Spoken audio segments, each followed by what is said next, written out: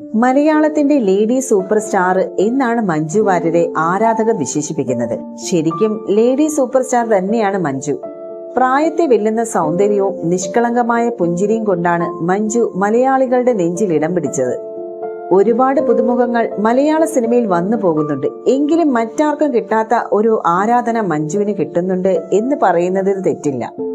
വയസ്സ് 46 ആവുകയാണ് നമ്മുടെ സ്വന്തം മഞ്ജുവിനെ. എന്നാൽ ഇന്നും പണ്ട് സല്ലാപത്തിലെത്തിയ ആ ഒരു പാവാടക്കാരിയുടെ പ്രായം തന്നെയാണ് മഞ്ജുവിന് എന്ന് ആരാധകർ പറയും. സല്ലാപമായിരുന്നു നായികയായി ആദ്യം എത്തിയ ചിത്രമെങ്കിലും 17-ാം വയസ്സിൽ സാക്ഷ്യം എന്ന ചിത്രത്തിലൂടെയാണ് അഭിനയ രംഗത്തേക്ക് കടന്നു വരുന്നത്. 1978 സെപ്റ്റംബർ 10 തമിഴ്നാട്ടിലെ നാഗർകോവിലിൽ ഗിരിജ വാര്യരുടെയും മാധവ് വാര്യരുടെയും മകളായി ജനിച്ച മഞ്ജു തൃക്കേട്ട നക്ഷത്രക്കാരിയാണ്. കണ്ണൂർ ചിന്മയ വിദ്യാലയത്തിനും കണ്ണൂരിലെ ചൊവ്വ ഹയർ സെക്കൻഡറി സ്കൂളിലുമായി സ്കൂൾ വിദ്യാഭ്യാസം പൂർത്തിയാക്കിയ താരം ഒട്ടനവധി കരുത്തുറ്റ കഥാപാത്രങ്ങളെയാണ് മലയാളികൾക്ക് സമ്മാനിച്ചത്. സിനിമയിൽ കരുത്തുറ്റ കഥാപാത്രങ്ങൾ അവതരിപ്പിക്കുന്നുണ്ടെങ്കിലും ജീവിതത്തിൽ ഏറെ പ്രതിസന്ധികൾ അതിജീവിച്ച ആളാണ് മഞ്ജു. റിപ്പോർട്ടുകൾ ശരിയെങ്കിൽ തൃക്കേട്ടക്കാരിയാണ് മഞ്ജു. നാളിന്റെ പ്രത്യേകത തന്നെ ദുർബല ഹൃദയരാകും തൃക്കേട്ടക്കാർ എന്നാണ് വിശ്വാസം.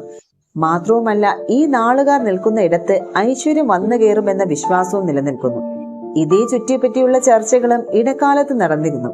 തൃക്കേട്ടക്കാരിയായ മഞ്ജു എവിടെ നിൽക്കുന്നു അവിടെ ഐശ്വര്യം വരും, ആ വീട്ടിലുള്ള ആളുകൾക്ക് രാജയോഗവും വരും എന്നാണ് പൊതുവെയുള്ള സംസാരം.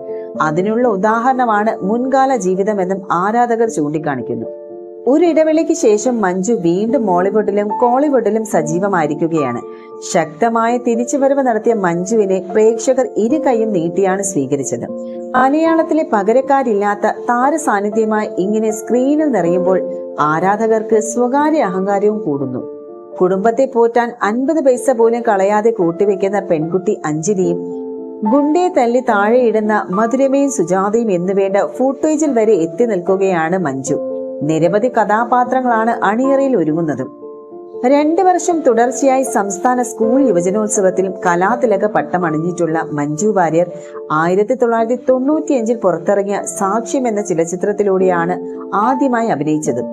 തന്റെ 18-ാമത്തെ വയസ്സിൽ സല്ലാപം എന്ന ചലച്ചിത്രത്തിലെ നായിക കഥാപാത്രം അവതരിപ്പിച്ച് ശ്രദ്ധേയമായി. അതിൽ നായകനായി അഭിനയിച്ചത് ദിലീപായിരുന്നു. അതിനുശേഷം ഏകദേശം 20ഓളം മലയാള സിനിമകളിൽ 3 വർഷത്തെ കാലയളവിൽ വ്യക്തിത്വമുള്ള ഒട്ടേറെ നായിക കഥാപാത്രങ്ങളിലൂടെ മഞ്ജു പ്രേക്ഷകരെയും സഹപ്രവർത്തകരെയും ഒരുപോലെ വിസ്മയിപ്പിച്ചു. ഈ പുഴയും കടന്നെന്ന ചിത്രത്തിലെ അഭിനയത്തിന് മഞ്ജുവിന് മികച്ച അഭിനേത്രിക്കുള്ള സംസ്ഥാന ചലച്ചിത്ര അവാർഡ് ലഭിച്ചു.